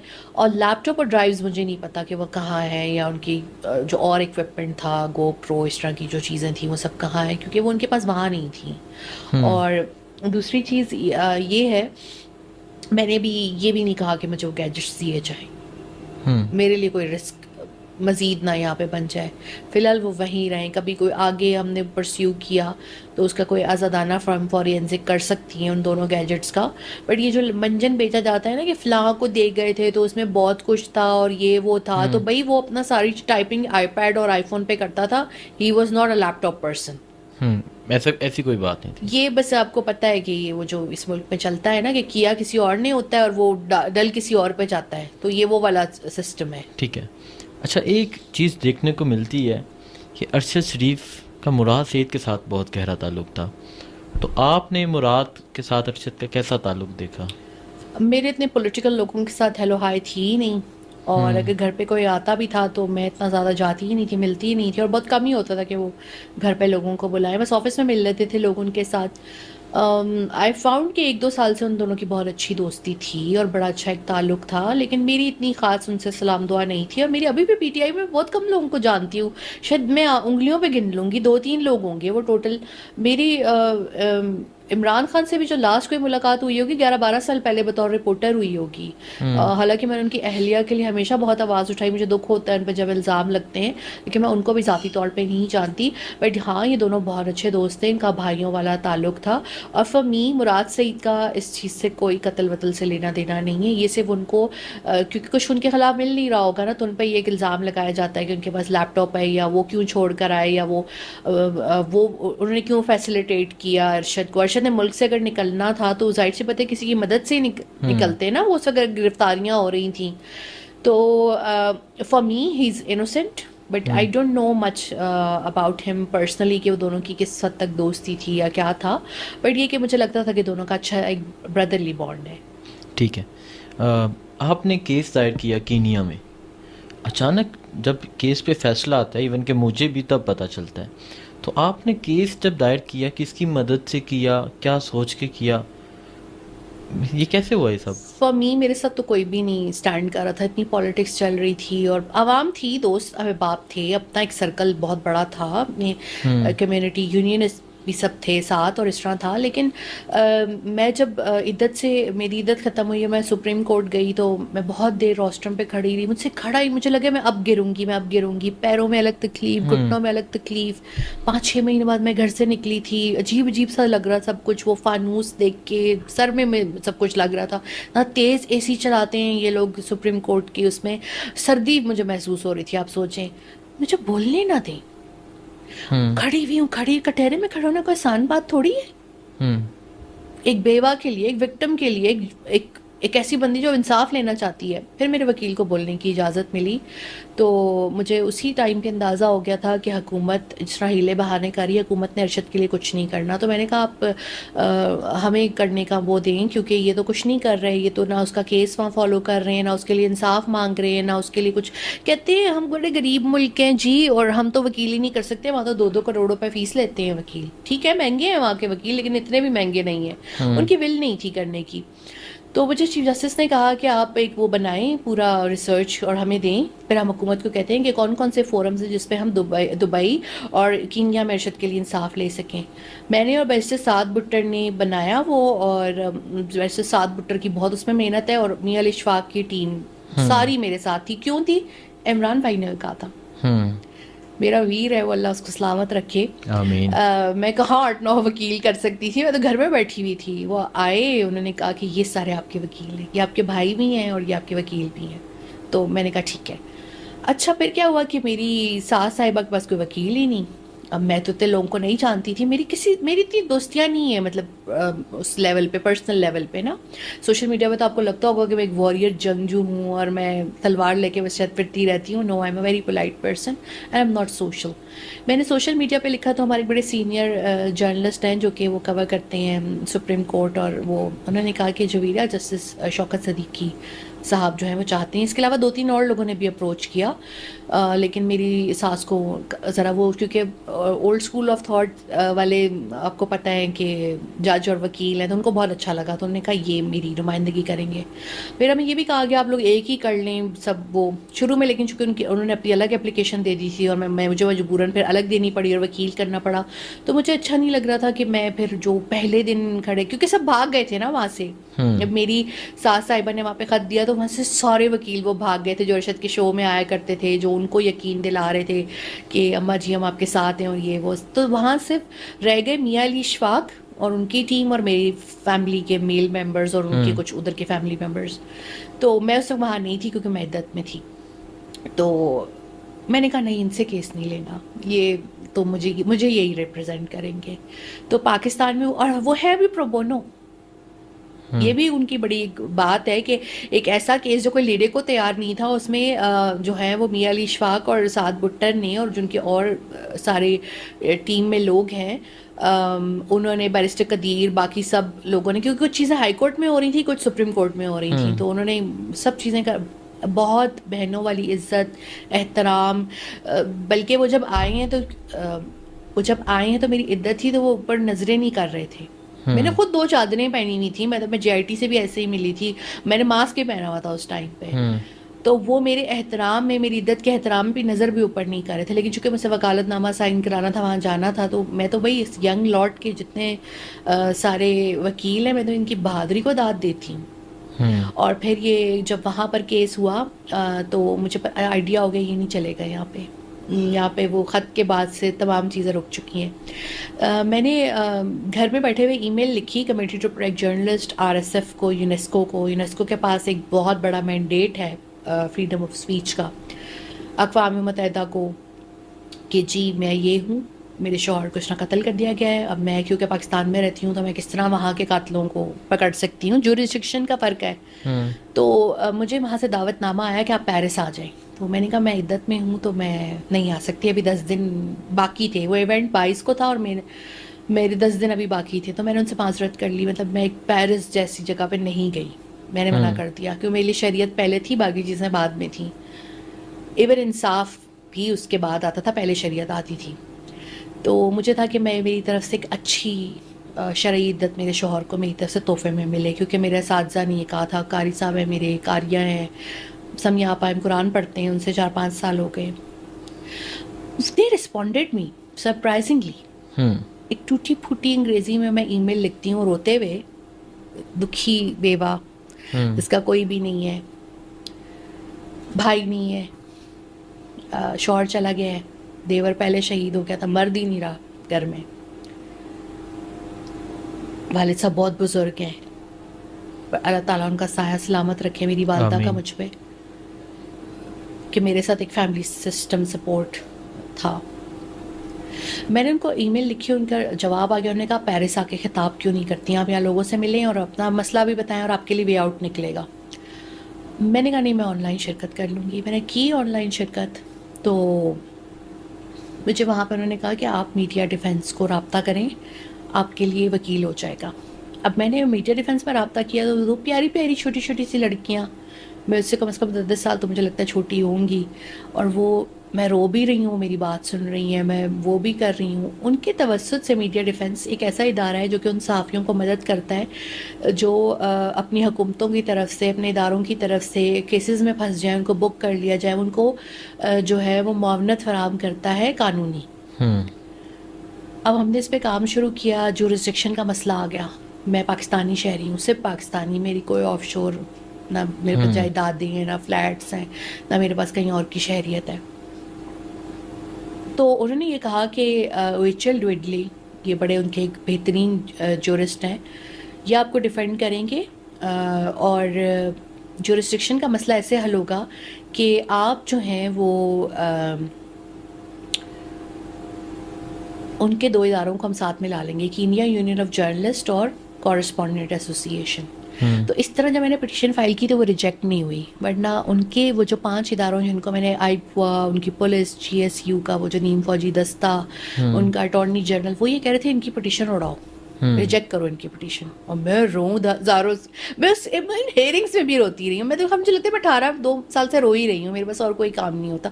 मैं रोती हूँ, काम करती हूँ, रोती हूँ, काम करती हूँ, या फिर इस में थोड़ा सा कुछ खा भी लेती हूँ, और कुछ नहीं मेरी, मतलब तीसरी कोई एक्टिविटी नहीं होती। मैं वहाँ भी रोना शुरू हो गई, बिल्कुल तड़प तड़प के ना। मेरा माइक लेकिन बंद था क्योंकि मुझे डेकोरम का ख्याल था कोर्ट के।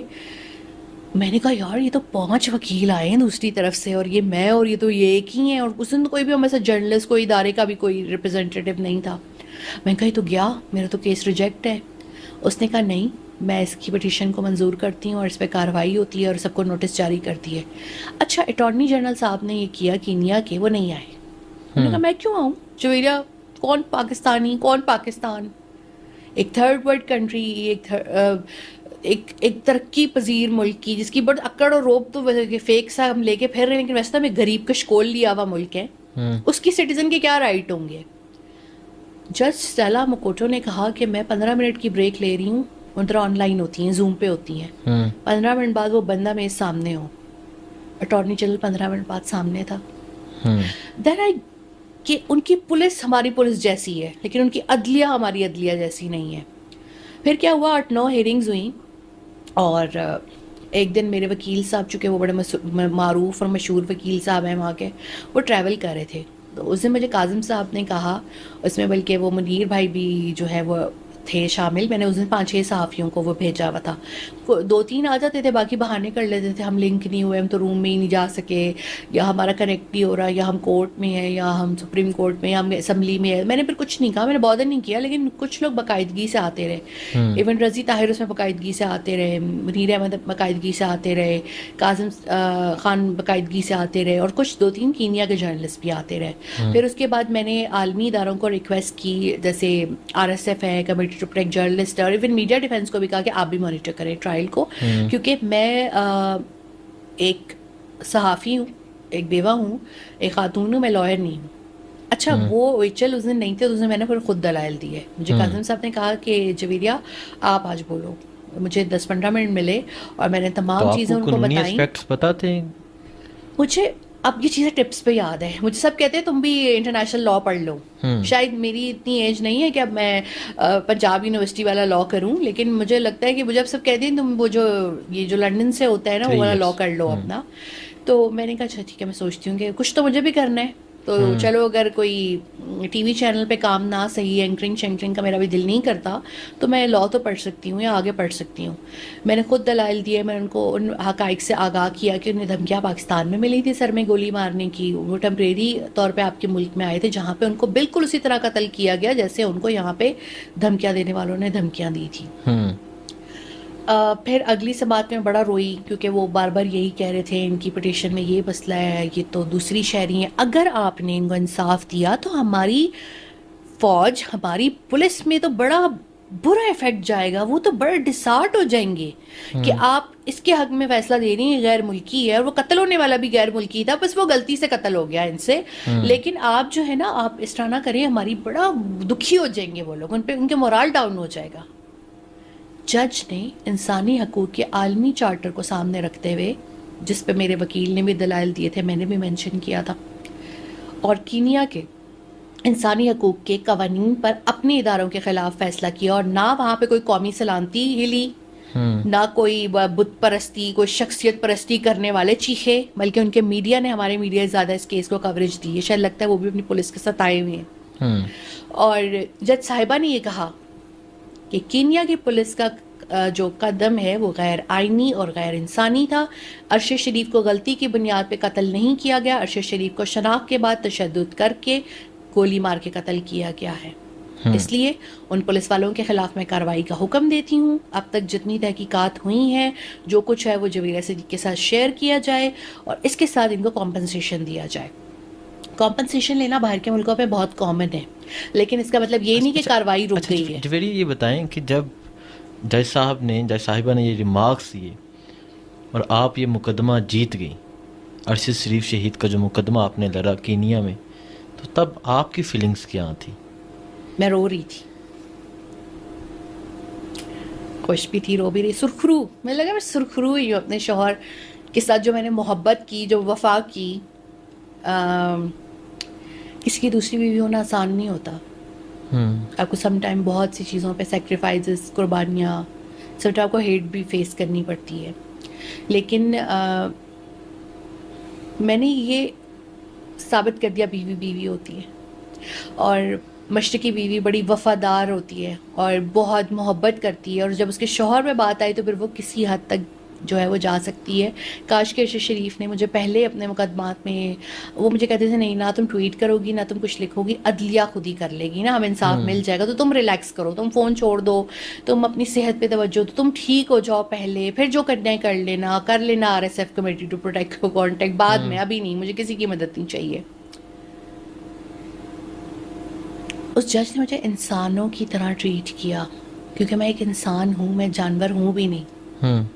उन आलमी इदारों ने मुझे बाइज़्ज़त इंसान, बाइज़्ज़त औरत, एक डिग्निफाइड बेवा, एक बेहतरीन सहाफ़ी उसके तौर पे ट्रीट किया। और उन्होंने मुझे गालियाँ नहीं दी। हमारे यहाँ सोशल मीडिया पर कितनी दफ़ा लोगों ने मुझे गालियाँ दी, मुझे ज़िंदगी में कभी किसी मर्द ने और औरत ने गाली नहीं दी फेस टू फेस। मैं ऐसे लोगों में उठती बैठती नहीं, शुरफा में उठती बैठती हूँ। पाकिस्तान में कल्चर बन चुका है कि लोग बराह रास्त, औरतें भी बहुत ख़राब बदमाश किस्म के मर्द और औरतें हैं, ये कुछ बंच ऑफ ना, ये लोगों के ऊपर गंदे इल्ज़ाम लगाते हैं, मेरे ऊपर लगाए, लोगों के ऊपर गंदे चीज़ें करते हैं। नहीं, आप सुने मेरी बात, गंदी तरीन अल्फाज और वो गालियाँ जो हमने कभी सुनी भी नहीं होती, उनका इस्तेमाल करते हैं। जब यहाँ पर मेरे साथ ये कर रहे थे ना कुछ लोग, सब नहीं, पाकिस्तानी बहुत अच्छे हैं भाई, मुझे बहुत इज्जत और मोहब्बत दी है। मैं एक शादी में गई हुई थी, तो मैं बड़ा पीछे होकर छुप के बैठी हुई थी।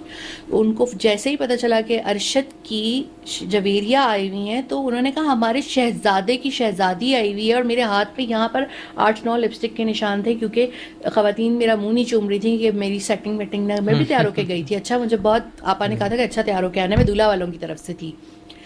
एक अंकल आते हैं, वो मेरे पास रोना शुरू कर देते हैं। मैं उन्हें कहती हूँ अंकल रोए नहीं, किसी की शादी है, मैं भी रो पड़ूंगी। फिर अरशद की बात कर रहे हैं आप, कहते बेटा तुम ना लड़के वालों की तरफ से आई हो, मैं बेटी का बाप हूँ, ये दुल्हन मेरी बेटी है। अच्छा, और इसलिए मुझे तुम्हारे लिए ज़्यादा दुख हो रहा है। मुझे पकड़ा, हाथ पकड़ा, स्टेज पे लेके गए, बिठाया, फोटोशूट। मुझे लगा शायद बीइंग अ विडो ना लोग अब मेरे से नफरत किया करेंगे, मैं कब छूत बन जाऊंगी। और मुझे अक्सर लोगों ने कहा हाय कितनी हट्टी कट्टी भेव है, उनको ये नहीं पता मुझे इतनी बीमारियाँ हैं, हील मैं नहीं पहन सकती।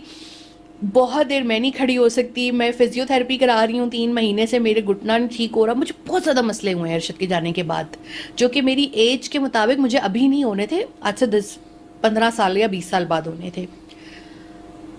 आवाम बहुत अच्छे हैं, लेकिन जब वो कुछ गंदे लोग गंदगियाँ कर रहे थे ना, बहुत जो एक आपको पता है एक अंदाज़त का सिस्टम एक पूरा एक्टिवेट हुआ हुआ है, तो वो लोग मुझे इंसान के तौर पर ट्रीट कर रहे थे और उन्होंने इंसानी हमदर्दी हकूक़ की बुनियाद पे जवेरिया सदीक को इंसाफ दिया जिसके साथ जुल्म हुआ कि उसके शौहर को कत्ल किया गया, और अरशद शरीफ को इंसाफ दिया कि जिसका राइट टू लिव उससे छीना गया, उस पर टॉर्चर किया गया, उसको उसकी अगर तबई उम्र होती तो वो 75-80 साल में जाता, उससे उसकी ज़िंदगी छीनी गई।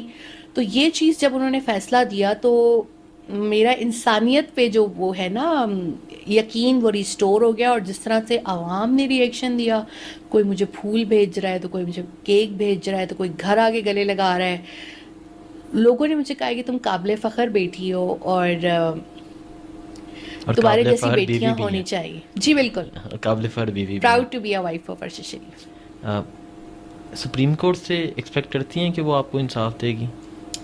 फिलहाल जो रिजीम चल रहा है ना उसमें तो कुछ नहीं होने वाला। जब कभी फॉर्म 47 वालों की नहीं, फॉर्म 45 वालों की हुकूमत हुई ना, हमारे जिन्हें हमने वोट दिया है वो आए, और एक नया हर जगह पर जब बंदा बैठा हुआ होगा ना, वो बंदा जो डिज़र्व करता है, तो फिर डेफिनेटली हम आएंगे। लेकिन जिस तरह जो ख़वातीन जजेस होती हैं ना, उनसे हम ज़रा ज़्यादा एक्सपेक्टेशन रखते हैं कि वो हमारा बात सुने। तो आपको पता है फुल कोर्ट में इस वक्त खातून जज भी हैं, जस्टिस फिर आयशा मलिक। जस्टिस अत्थर मिनुल्लाह जैसा शख्स जहाँ बैठा हो, तो वहाँ हमें क्यों नहीं इंसाफ मिलेगा। मैं बहुत होपफुल हूँ कि कुछ अरसे तक जब थोड़े से हालात पॉलिटिकल ठीक हो जाएंगे ना, और ये इनकी भी थोड़ी सी ज़रा इससे पीटीआई के बल्ले से और पीटीआई को दीवार से लगाने से जो की पॉलिसी ख़त्म हो जाएगी, तो उसके बाद वो दौर शुरू होगा कि जिसमें हमें इंसाफ मिलेगा पाकिस्तान में इंशाल्लाह। आहर में अरशद शरीफ का कोई शेर सुना दें। अरशद शरीफ तो शायर थे ही नहीं, तो वो शेर नहीं पढ़ते थे। हाँ, और ये आपको अक्सर पता है शेर व शायरी करते थे, आपको पता है मुझे हाँ। शेर नहीं आते, मुझे ज़बानी याद नहीं होते। अरशद शरीफ को तो दीवान याद थे, ख़ासतौर पे वो शायरी जो जिस तरह जो जिन हबीब जालिब हो गए, अहमद फराज हो गए, इनकी शायरी तो उन्हें ज़बानी याद थी। परवीन शाकिर भी पढ़ते थे वो शौक से। मुझे कोई शेर नहीं ज़बानी कोई शेर आता, नहीं, कोई पैगाम दे लेकिन अरशद का एक बड़ा फेमस कोट है कि hero dies young. Thank you so much. Thank you.